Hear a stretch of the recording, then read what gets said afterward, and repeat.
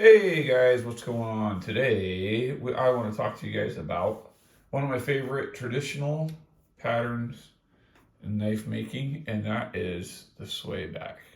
And why doesn't this want to focus? There we go.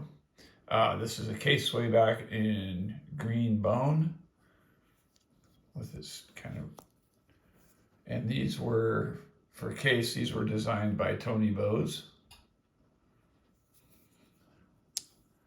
And these ones are in whatever their stainless steel is. I'm not sure. Let's see if it says anything on there. Nope, just says SS. Probably not the best steel in the world, but what makes the Swayback to me a great knife is one, I like the Wharncliffe blade shape, nice and flat, easy to sharpen. The point's good for piercing and penetrating. The handle gives you a grip to where you can grip it, and the way that this fits in your palm, it doesn't twist if you're doing any whittling or carving or heavy duty cutting. So, and then of course the term swayback comes because the back of the knife swayed, which kind of fits into your palm. So, and swaybacks have been made by all different knife companies in all different shapes and sizes. This is a queen cutlery sized one. This one is called the Swayback. Shatton Morgan. This one I had to kind of redo the micarta on because it was really bad. This was a very poorly made knife. And I tried to fix it up as best as I could. No half stop on it. Has that match striker finger pull on there. Nail nick, however you want to call it. And I think this one is 1085 or maybe 1095 carbon steel. Centering is good on it, but look how short it is into the blade well. Like they left a lot of blade off of there. This one is a modern interpretation of a swayback. Has very little sway to the back. This is, I think it's an Azo design made by Kaiser. This is N690 steel swayback. But again, has that Wharncliffe blade and button lock flipper. I believe I have a review of this already on my channel somewhere. Pretty decent little knife. And then this one is the Rough Rider version. And this one, I don't think we know what the steel is on this one either. Just says Rough Rider on that side. And nothing on that side, China, with the serial number. But I got a feeling it's probably 440C, because this one's also a Rough Rider. Has the Rough Rider shield on it. This one is more like a lamb's foot blade. Still a swayback. Probably more like something you'd see. It's called the coal miner. Probably something more like you would see as a cotton sampler. Rough Rider. And then this one is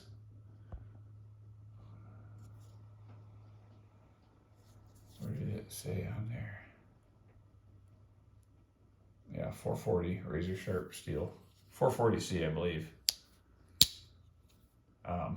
Came pretty sharp out of the box, but like this other Rough Rider I got over here, everything's really good on it. Oh, the centering's getting better. Oops, that's not it. Haha. There it is. Yeah, centering's bad on this one.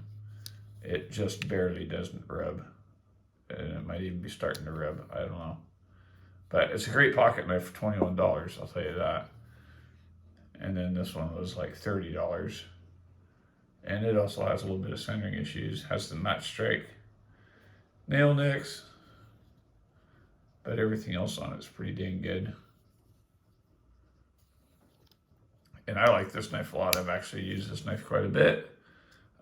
It came very sharp. And it was easy to strop back up unless it got a little bit dull, because I did use it. Like I said, it's nice and hand feeling. Great cutter. Even with this being kind of blunted the way it is. It actually is not bad for piercing into stuff to cut packages open. Not bad at all. And then this is my other case. Purple bone. I used to have a blue bone one. I plan on getting more of these, collecting these. I still like to collect these even though Case is not the best maker of them. And this is a double X.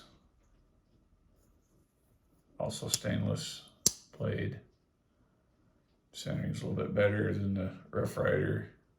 This one and this one I kind of hand selected out of a pile, so they have no gaps or anything. They're pretty decent, which you can't get that. Case kind of reminds me of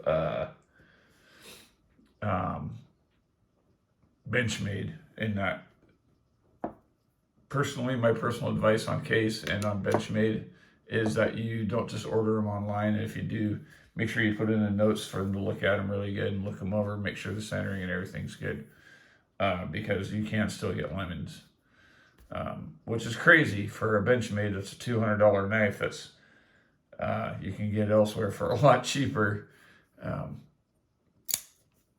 That they would have issues like centering and things like that. Although I guess they've gotten better over time. I haven't bought a new Benchmade in a long, long time. So there's a little bit of gap on that one starting to develop. So I don't know how these are going to hold up durability wise. These little cheap Rough Riders, but they seem like they're okay so far. So anyway, that is the Swayback. Bulbous on the end. Some of them will or will not have butt caps on both ends. Some of them are like this. Some of them have caps on both ends. Usually they have a Warncliffe blade. Usually they're single bladed. So they'll be called a jack, a Swayback jack. This one obviously is not called a Swayback jack because it does not have a single blade. Like I said, this one's for Case, were designed by Tony Bose. They're very small. This one by Queen Cutlery or Shatton Morgan is pretty large. I don't even know if you can get these anymore. I don't even know if Shatton Morgan is in business anymore. You can still get these Rough Riders off of Amazon. They're $21, worth every penny, I think. And I think this one's like $26 or something like that. And then this one's worth every penny to me too. I'm not even sure if those are real bone scales. I think they might even be plastic. But whatever, I mean, it's got really nice pull. It's got a nice half stop. Walk and talk on them is really, really good.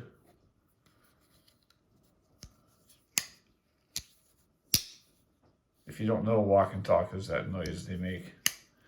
This one's about a 7 pull. This one might even be a little more than 7. Might even be an 8. Well, it's stronger on the second part than the first part. So, and I forget what they call that. There's a word for that, but I don't know. But anyway, there you go. There is the Swayback. And kind of the anatomy of the Swayback and what they look like and what makes them up. One of my favorite patterns. GEC, I don't remember the 46. Is that the Swayback? Something like that. I don't know. Good luck finding them. They call them the Viper, I believe. Hard to find, very expensive. So anyway, get your wife and kids. Or if you don't have a wife, get your kids, get your family. If you don't have kids and you just have pets, get whatever you got. Get your family, get outside, enjoy the outdoors. Toad Sticker out.